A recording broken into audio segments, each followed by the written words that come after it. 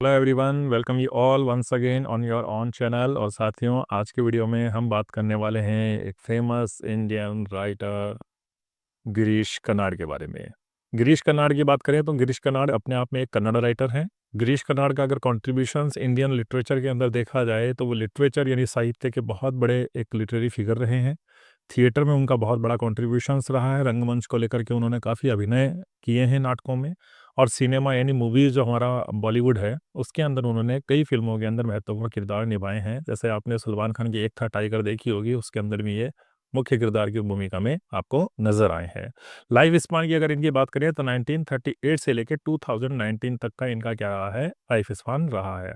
कुछ महत्वपूर्ण कॉन्ट्रीब्यूशंस इनके लिटरेचर में बात करें तो तुगलक एक इन्होंने ड्रामा लिखा है। हयावंदा, तेलेरंडा और नागमंडला, ये कुछ ऐसे प्लेयर्स हैं जिनके कारण इनकी रेपुटेशन जो है वो हाई एस्टीम पे पहुंच गई थी हमारे लिटरेचर के अंदर।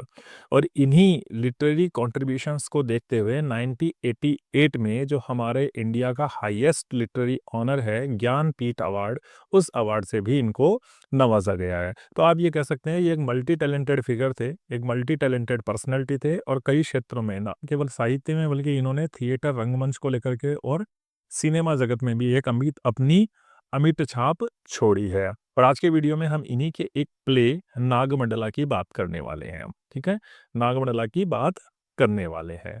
नागमंडला की अगर हम बात करें तो नागमंडला अपने आप में इनका जो प्ले है वो किस पे सेंट्रलाइज है, ये कह सकते हैं उसका सेंट्रल कैरेक्टर कौन है, अपना रानी नाम की एक लड़की है। ठीक है, रानी इज द सेंट्रल कैरेक्टर, जिसको आप प्रोटेगोनिस्ट भी कह सकते हो। वो हमारे नागमंडला की सेंट्रल कैरेक्टर है, मेजर कैरेक्टर है, इंपॉर्टेंट कैरेक्टर है।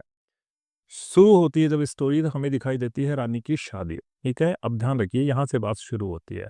रानी अपने माता पिता की इकलौती संतान थी। रानी अपने माता पिता से बेहद प्यार करती थी। और रानी जब तक अपने माता पिता के साथ थी अपने आप को बहुत सेफ महसूस करती थी। अपने माता पिता के साथ उसका इमोशनल अटैचमेंट बहुत ज़्यादा था। रानी की शादी की बात आती है और रानी की शादी होती है एक व्यक्ति अपन्ना से। ठीक है, रानी की शादी होती है एक व्यक्ति अपन्ना से। और अपन्ना से जब उसको शादी होती है तो उसको यही फीलिंग्स आती है कि जैसा ट्रीटमेंट उसको अपने माता पिता के साथ, अपने पेरेंट्स के साथ मिला था, शादी के बाद शायद वैसा ही ट्रीटमेंट उसको अपने पति से भी मिलेगा। लेकिन बदकिस्मती इसकी कुछ ऐसी थी कि इसका पति अपना अपन्ना जो था वो बिल्कुल नेग्लेक्टफुल हस्बैंड था, बिल्कुल केयरलेस था। वो रानी पर बिल्कुल ध्यान नहीं देता था, रानी को बिल्कुल तवज्जो नहीं दे सकता था। यानी कह सकते हैं कि इसके पति की रानी के प्रति पूरी तरह से क्या सी नेग्लिजेंसी थी। कोई अटेंशन नहीं देना, कोई ध्यान नहीं देना, केयरलेसनेस से रहना, बदतमीजी से बात करना और रानी को अपने घर के अंदर बंद करके रखना। इतनी नेग्लिजेंसी इस व्यक्ति की थी। तो वो चीज़ जिसके लिए जिसके बारे में रानी सोच रही थी कि शादी के बाद शायद उसको इमोशनल सपोर्ट मिलेगा, शायद उसका इमोशनल अटैचमेंट होगा, शायद उसका पति भी उसके साथ अपनी बातों को शेयर करेगा, वो सब कुछ नहीं हो पाया। और दोनों के बीच में क्या बन गई, इमोशनल डिस्टेंस बन गई। ठीक है, दोनों के बीच में भावनात्मक लगाव नहीं रहा। क्यों? क्योंकि उसका प्रति पूर्णतया रानी से इंडिफरेंस था, पूर्णतया रानी से अनभिज्ञ था, पूर्णतया रानी को वो अपने आप से डिस्टेंस मेंटेन करके रखता था। और उसका कारण क्या था? क्योंकि उसके रिलेशंस थे एक कॉन्क्यूबाइन के साथ। कॉन्क्यूबाइन वेश्या कह सकते हो। ठीक है, तो उसके इलीगल रिलेशंस थे, अपन्ना के इलीगल रिलेशंस थे कॉन्क्यूबाइन के साथ। और वो हर दोपहर में घर पे आता था, केवल खाना खाता था और दोपहर के बाद रानी को घर में बंद करता और वो फिर घर से चला जाता। रात को वो कभी घर पे नहीं आता था। He spent his night with the concubine. इस कॉन्क्यूबाइन, इस हूर, इस जो वेश्या देश के साथ वो अपनी रातों को गुजारता था। ठीक है, कुछ इस तरीके की स्टोरी हमारे साथ शुरू होती है। तो काफ़ी दिनों तक ये सब बातें चलती रही। अचानक क्या हुआ, अचानक एक दिन ऐसा हुआ कि कुरुदवा नाम की ब्लाइंड ओल्ड वुमन कहाँ पे आई, हमारी रानी के घर पे आई। ये ब्लाइंड ओल्ड वुमन, एक ब्लाइंड ओल्ड वुमन थी, वो रानी के घर पे एक दिन आई। और उसने अपने आप का इंट्रोडक्शन रानी से कराया कि वो अपन्ना, जो रानी का पति है, उसकी माँ की एक बहुत पुरानी दोस्त है। और उसने रानी के बारे में बहुत अच्छा सुना है कि रानी तुम बहुत सुंदर हो, बहुत चरित्रवान हो, तुम बेहद खूबसूरत हो, है ना। तो वो अपने आप को रोक नहीं पाई और वो रानी से मिलने के लिए आती है। जब वो अपने साथ आती है तो अपने साथ अपने पुत्र को भी लेकर के आती है। छोटा-सा पुत्र है उसका काला-सा, जिसका नाम क्या है? कपन्ना। तो वो कपन्ना नाम के अपने पुत्र को भी अपने साथ लेकर के आती है, रानी से उसका इंट्रोडक्शन कराती है। जब किसकी, कुरुद्वा और रानी के बीच में बात होती है, तो उन दोनों की बातों के कारण रानी जो इस कुरुद्वा है इसको रानी के दुखों का मालूम पड़ता है, plight यानी उसके दुखों का मालूम पड़ता है कि रानी वास्तव में जैसा मैं सोच रही थी उतनी खुश नहीं है, रानी तो बहुत परेशान है। और ऐसी सुंदर महिला, चरित्रवान महिला जब बेहद दुःख के अंदर उसको दिखाई दी शादी के उपरांत भी कि उसके पति ने पूरी नेग्लिजेंस उसके प्रति रखी, उसके पति ने उसे क्या करा, बेहद बदतमीज़ी से उसके साथ बर्ताव किया और उसका पति उसको कन्फाइनमेंट यानी चार की चारदीवारी में रखता है, तो रानी के प्रति कुरुद्वा की सांत्वना जागी, सिम्पैथाइज़ हो गई वो रानी के प्रति। और उसने क्या डिसाइड किया कि वो अब रानी की क्या करेगी, हेल्प करेगी, शी विल हेल्प रानी। तो कुरुद्वा ने ये फैसला कर लिया कि अब वो रानी की हेल्प करने वाली है। तो कुरुद्वा ने फिर क्या किया, कुरुद्वा के पास कुछ मैजिकल रूट्स हुआ करती थी, ठीक है? कुछ जादुई औषधि कुरुद्वा के पास थी। तो कुरुद्वा ने अपने बैग में से जादुई औषधि निकाली और जादुई औषधि निकाल करके उसने किसको दी, रानी को दी। और उसके बारे में उसने क्या बताया, रानी को बताया कि ये जादुई औषधि है, ये बड़ी कारगर औषधि है और इस औषधि को यदि किसी तरीके से तुमने तुम्हारे पति को पिला दिया या खिला दिया, तो तुम्हारे पति का प्यार तुम्हारे प्रति जाग जाएगा। और उसने क्या कर दी, ये जड़ी-बूटियाँ किसको दे दी, रानी को दे दी। तो इस तरीके से रानी को वो रूट्स रिसीव हो गई और रानी को एक बार फिर उम्मीद जागी। रानी की एक बार फिर सपने जागे। रानी ने फिर वो याद किया वो पल की शादी के बाद वो क्या चाहती थी और उसको क्या नहीं मिल पाया, और एक बार इन रूट को जब रानी ने हासिल कर लिया, तो एक बार फिर उसकी उम्मीद जागी कि शायद उसके प्रति अपन्ना का प्यार इन रूट्स के माध्यम से उसे वापस मिल ही जाएगा। ठीक है। तो अब आता है रानी ने उन जड़ी-बूटियों का इस्तेमाल करना शुरू किया। रानी ने शुरू किया कि वो क्या करेगी, इन मैजिकल रूट्स का इस्तेमाल करेगी। ठीक है, ये 2 मैजिकल रूट्स थे जो किसने दी थी, कुरुद्वा ने दी थी रानी को। तो इन 2 रूट्स में से एक रूट तो थी छोटी, जो शायद कुरुद्वा ने पहले अपने ज़माने में शायद अपने पति के लिए उसने इस्तेमाल कर ली होगी या जो भी रहा होगा, और एक रूट थी बड़ी। तो पहले रानी ने सोचा क्यों ना मैं स्मॉल रूट से शुरुआत करूँ, और उसने क्या करा, स्मॉल रूट को दूध के साथ मिलाया और अपने पति को पिला दिया।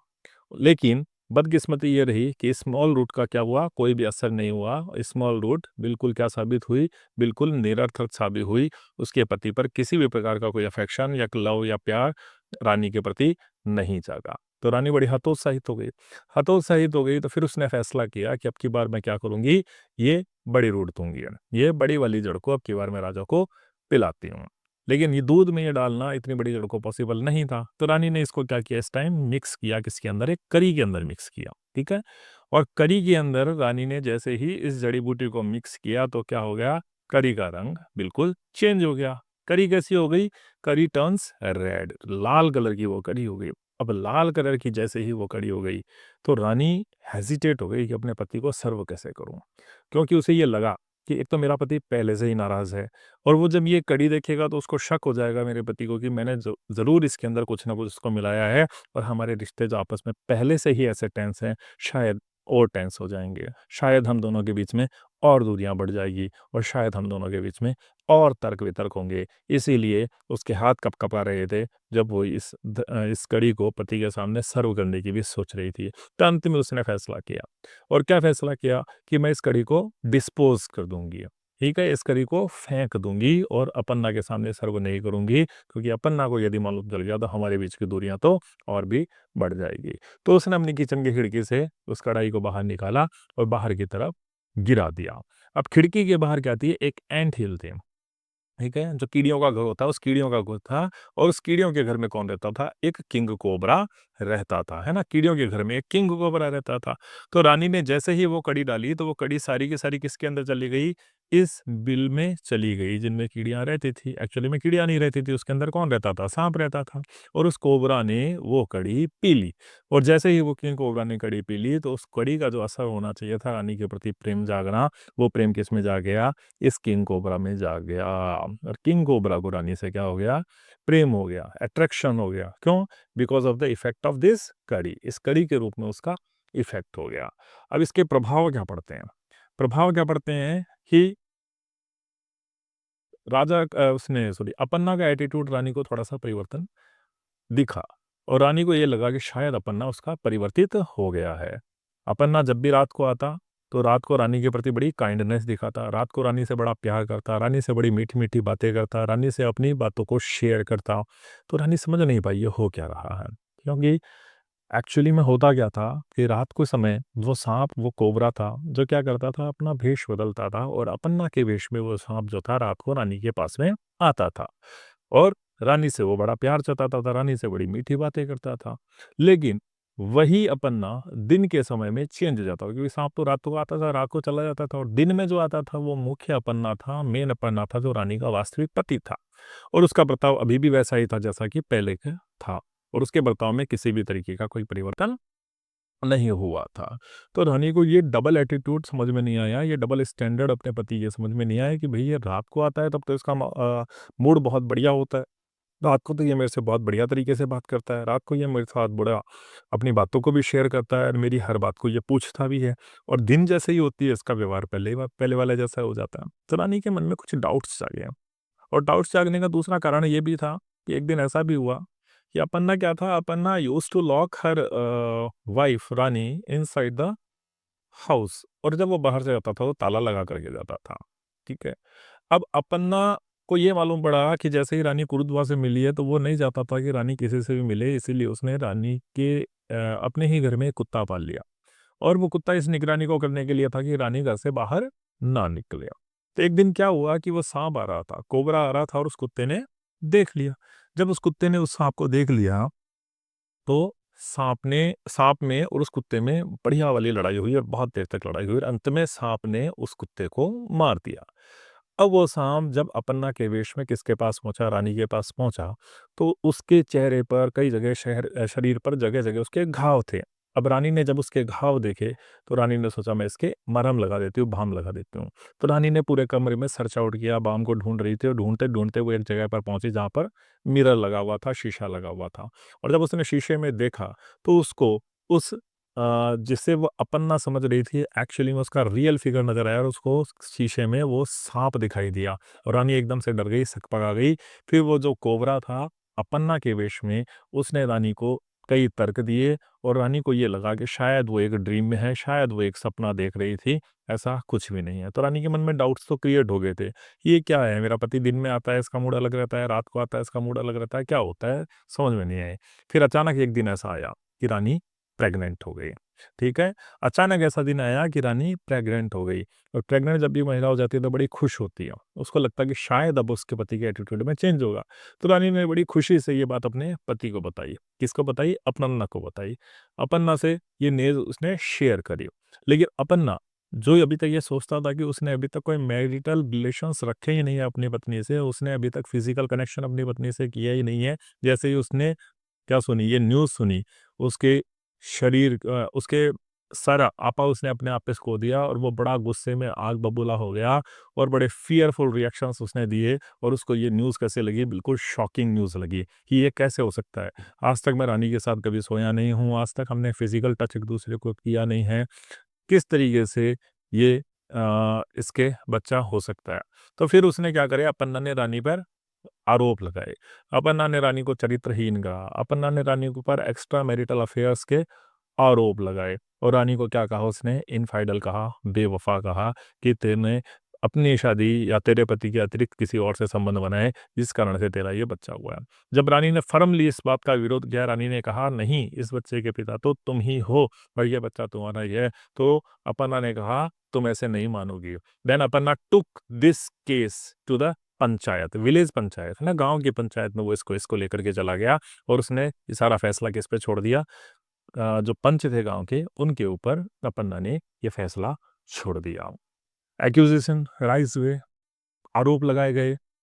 रानी के विरुद्ध जो भी आरोप थे वो पंचों के सामने रखे गए, पंचायत के सामने रखे गए, और दोनों पक्षों को सुना गया। अब पंचों के लिए भी ये निर्णय करना बहुत मुश्किल हो गया कि कौन सही है, कौन गलत है।